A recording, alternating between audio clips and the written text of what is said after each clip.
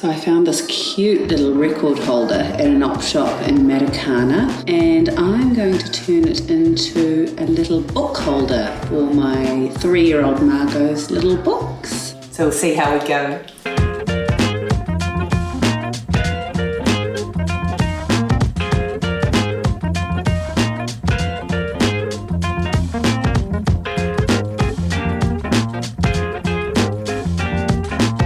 So here I've got 3 beautiful mustards. I've got Resene Hot Toddy. This is a really beautiful bright one called Pirate Gold. This one here is called Noosa. It's a little bit muted, but I really do want a pop of colour. But I'm loving these.